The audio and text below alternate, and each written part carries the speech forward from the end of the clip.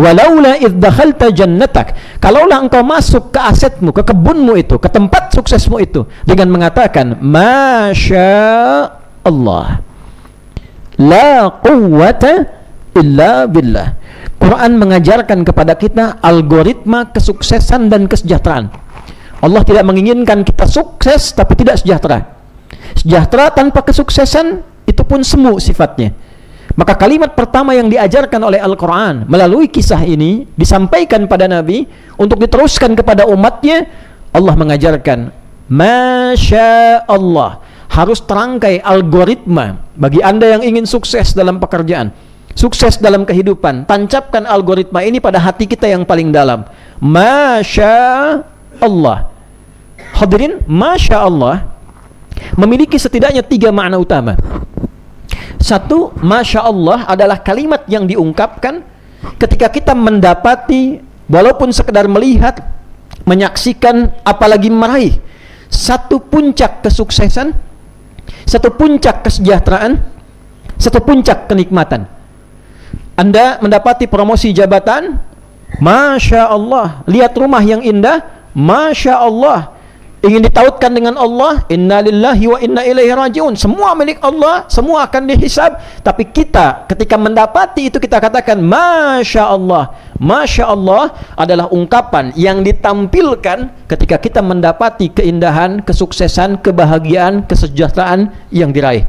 Tapi saat yang bersamaan dia memiliki makna yang kedua, yaitu satu dorongan untuk bisa ditanamkan pada diri yang mengucapkan itu, untuk bisa menempatkan visi tinggi demi meraih kesuksesan yang ingin dia dapatkan. Seakan-akan kalimatnya ingin mengatakan, ketika Anda masuk bekerja mengatakan masya Allah, pada saat yang sama tanamkan visi. Dengan bekerja ini Anda harus sampai pada titik sukses yang paling tinggi. Optimis. Setiap diberikan tugas, pasang target, ini selesai. Optimis bisa tuntas, bisa diselesaikan, sampai ke puncak Anda bisa meraih kesuksesan itu.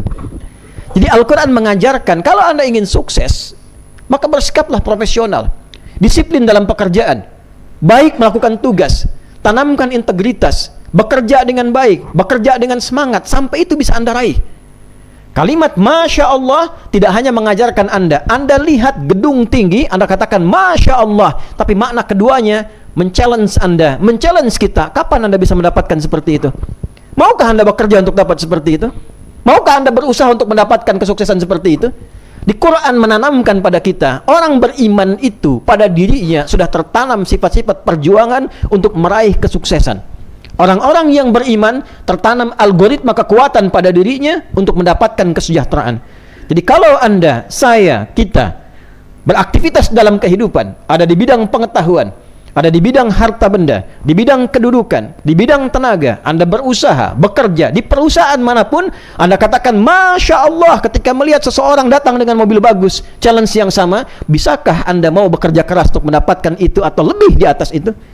Kalau ini ditanamkan dalam dunia kerja kita, di kalangan lingkungan insan-insan beriman khususnya, maka tidak ada istilahnya pegawai yang malas, tidak ada karyawan yang malas.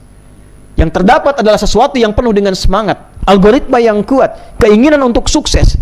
Tapi saat yang sama, masya Allah juga mengajarkan kita tentang semua apa yang kita raih sejatinya hanya titipan Allah subhanahu wa ta'ala, dan kalaupun kita bisa meraihnya, itu atas kehendak Allah subhanahu wa ta'ala. Bisa ta'ajub, artinya kekaguman, harapan kuat, bisa juga menunjukkan pada bentuk mausul, kata sambung, konjungsi yang menunjuk pada apa yang kita raih tanpa batas. Pada orang disebut man, pada benda materi disebut ma. Anda dapat berapapun harta, sebanyak apapun, sya Allah, tak mungkin bisa diraih kalau Allah tidak berkehendak. Anda kedudukan setinggi apapun, ila haddi sampai setinggi apapun, sya Allah, tak mungkin diraih kalau Allah tak berkehendak. Qulillahumma malikal mulki tu'til mulka man tasha wa tanzi'ul mulka mimman tasha. Semua kedudukan, jabatan, kekuatan Allah yang memilikinya, dan mudah bagi Allah menitipkan pada siapapun yang Dia kehendaki. Pada orang baik untuk menyebar kebaikannya, kalau kurang baik untuk dilihat sejauh mana dampak keburukannya, sejauh mana damage-nya, sehingga datang orang baik memperbaiki kekurangan-kekurangan ini setelah mengerti dampak kekurang baikannya.